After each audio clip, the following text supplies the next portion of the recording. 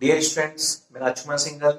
हमारा जो टॉपिक चल रहा था पार्टनरशिप का, तो पार्टनरशिप में हम जो चैप्टर पढ़ रहे थे उसका नाम था general introduction of partnership. General introduction मतलब कि इस चैप्टर में सीखा था कि पार्टनरशिप होती क्या है, पार्टनरशिप रखने के पीछे हमारा मेन मोटिव क्या था।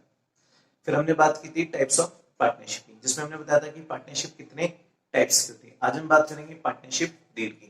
देखो पार्टनरशिप डीड क्या होती है।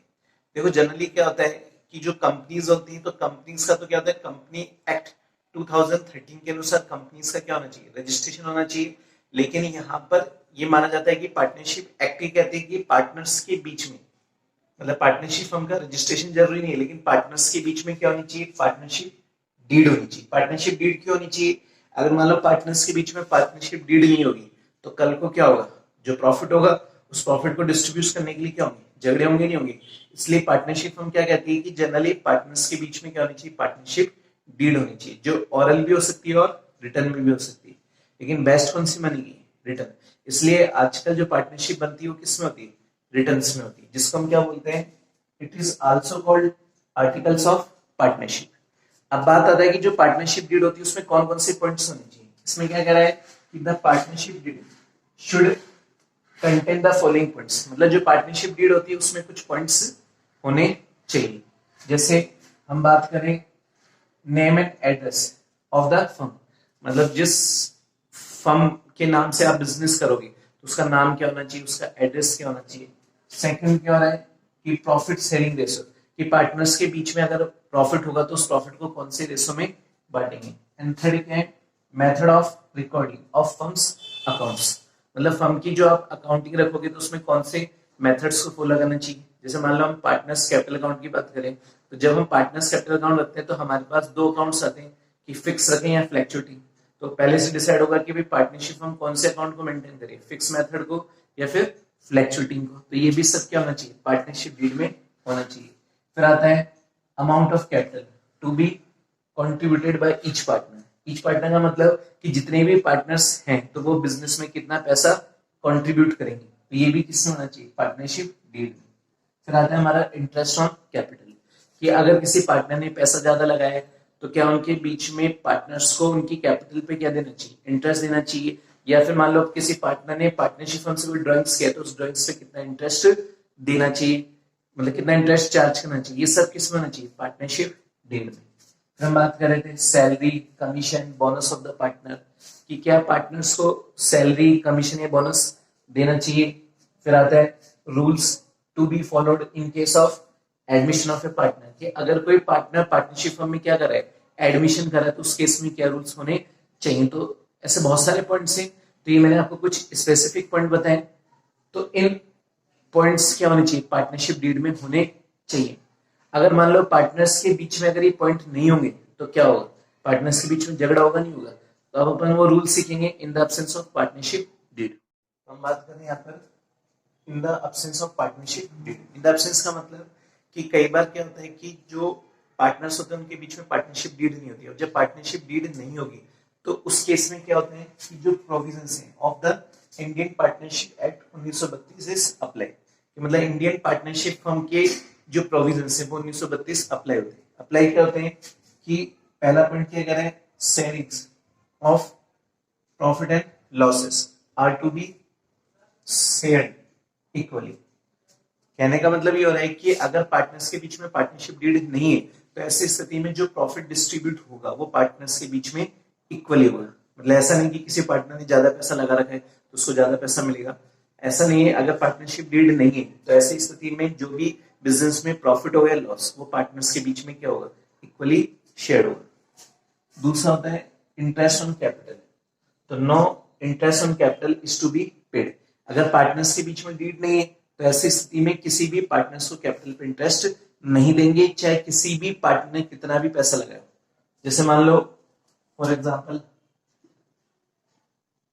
अभी दो पार्टनर थे, ए और बी। अब ए ने बिजनेस में 5 लाख लगाए और बी ओनली कितने लगा रहे हैं, बी ओनली यहाँ पे कितने लगा रहे हैं, 50,000। तो ए बोलता है कि भैया मैंने बिजनेस में कितने लगा रखे हैं, 5 लाख, तो मुझे 10% पर एनम इंटरेस्ट चाहिए ऑन किस पर, कैपिटल। तो ए यहाँ पे डिमांड कर रहा है 10% इंटरेस्ट की, किस पर, कैपिटल पे, क्योंकि ए का जो पैसा 20 से ज्यादा है नहीं है। लेकिन अगर पार्टनर्स के बीच में पार्टनरशिप डीड नहीं है तो ऐसी स्थिति में ए को हम कभी भी इंटरेस्ट नहीं देंगे ऑन किस पर, कैपिटल पे। क्योंकि इंडियन पार्टनरशिप हम क्या कहते हैं कि अगर पार्टनर्स के बीच में पार्टनरशिप डीड नहीं है तो ऐसी स्थिति में किसी भी पार्टनर्स को उनकी कैपिटल पे कोई भी इंटरेस्ट पेड नहीं होगा। फिर आता है इंटरेस्ट ऑन ड्राइंग्स। ड्राइंग्स हम जानते हैं, हमने 11th क्लास में पढ़ा था कि ड्राइंग्स का मतलब क्या होता है, बिजनेस से अपने पर्सनल यूज के लिए जो भी हम असेट्स, कैश या गुड्स निकालते हैं, जिसको क्या कहलाती है, ड्राइंग्स कहलाती है। तो उसी तरह अगर किसी पार्टनर ने पार्टनरशिप हमसे कोई ड्राइंग्स किए, अगर पार्टनर्स के बीच में कोई डीड नहीं है तो ऐसी स्थिति में हम क्या नहीं कर सकते, इंटरेस्ट चार्ज नहीं कर सकते। No interest on capital is to be charge. फिर आता है no salary, commission, bonus is payable to partner for doing work. तो इसका मतलब हो रहा है कि अगर कोई पार्टनर पार्टनरशिप में वर्क कर रहा है, वर्क का मतलब एक्स्ट्रा काम कर रहा है, तो हम उसको सैलरी, बोनस या कमीशन नहीं देंगे। कब नहीं देंगे, पार्टनरशिप डीड के अब्सेंस में। फिर आता है हमारे पास इंटरेस्ट ऑन लोन।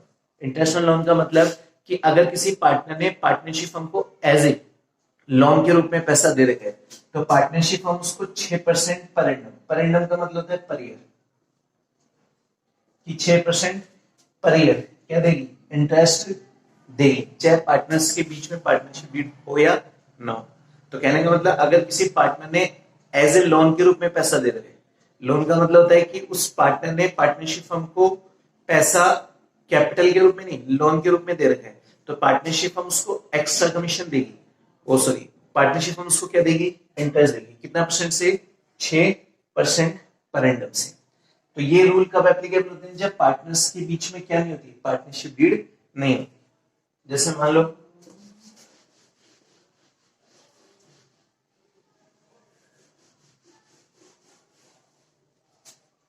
मान लो कई बार क्वेश्चन आता है कि Ram and Shyam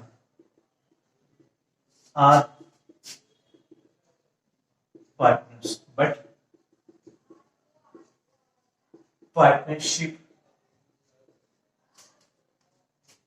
partnership deed is silent। तो Ram contribute 5 lakh and Shyam only 1 lakh. तो Ram demanded 10% interest on capital per एंडम and Shyam also 2000 per month salary for extra work। तो tell demand is right या wrong। देखो कहने का मतलब क्या है कि यहाँ पे दो पार्टनर राम और Shyam, but partnership deed is silent, मतलब इनके बीच में जो पार्टनरशिप डीड है वो क्या है, साइलेंट है। तो राम जो कंट्रीब्यूट कर रहा है वो 5 लाख कर रहा है और श्याम ओनली कितना कर रहा है, 1 लाख। तो राम की जो डिमांडेड थी, मतलब राम की जो डिमांड थी वो कितनी थी, 10% interest on capital per annum से, and Shyam also 2000 per month salary for extra work. तो tell the demand is right या रॉन्ग। तो हमें बताना है कि क्या इनकी जो डिमांड है वो सही है या फिर गलत है। तो क्या राम को 10% इंटरेस्ट देना चाहिए कैपिटल पे और शाम को क्या 2000 पे पर मंथ सैलरी देनी चाहिए, नहीं। तो हमारी जो डिमांड होगी वो क्या मानी जाएगी, रॉन्ग मानी जाएगी। क्यों, क्योंकि पार्टनरशिप डीड यहाँ पर क्या हो रही है, साइलेंट। और हमने क्या पढ़ा था कि हमारी इंडियन पार्टनरशिप हम क्या कहती है कि अगर पार्टनर्स के बीच में अगर पार्टनरशिप डीड साइलेंट है तो ऐसी सिचुएशन में हम किसी भी पार्टनर्स को ना तो कैपिटल पर इंटरेस्ट देंगे, चाहे उसने कितना भी पैसा कंट्रीब्यूट किया। यहाँ पर राम का जो पैसा वो शाम से कितना ज्यादा है, 4 लाख रुपए ज्यादा है। तो राम यहाँ पर क्या कर रहा है, 10% इंटरेस्ट की डिमांड कर रहा है ऑन किस पर, कैपिटल पे। लेकिन ये डिमांड क्या मानी जाएगी, रॉन्ग मानी जाएगी। क्यों, क्योंकि इनके बीच में पार्टनरशिप डीड क्या है, साइलेंट है। तो राम को हम इंटरेस्ट नहीं देंगे और श्याम को हम 2000 रुपये जो पर मंथ सैलरी वो भी नहीं देंगे। क्यों? क्योंकि हमने ये पढ़ा है कि अगर कोई भी पार्टनर चाहे पार्टनरशिप में एक्स्ट्रा काम करे फिर भी पार्टनरशिप डीड के अब्सेंस में हम किसी भी पार्टनर को सैलरी या बोनस नहीं देते। तो इसका मतलब इनकी जो डिमांड है वो क्या मानी जाएगी, रॉन्ग्स मानी जाएगी। तो कई बार पूछ लेता है एग्जाम में कि भी क्वेश्चन आया है 2018 के पेपर में कि in the absence of partnership deed तो what is the provision of salary, कि पार्टनरशिप डीड के एब्सेंस में सैलरी का क्या प्रोविजन है। तो पार्टनरशिप डीड के एब्सेंस में क्या होगा कि किसी भी पार्टनर्स को कोई सैलरी नहीं देंगे।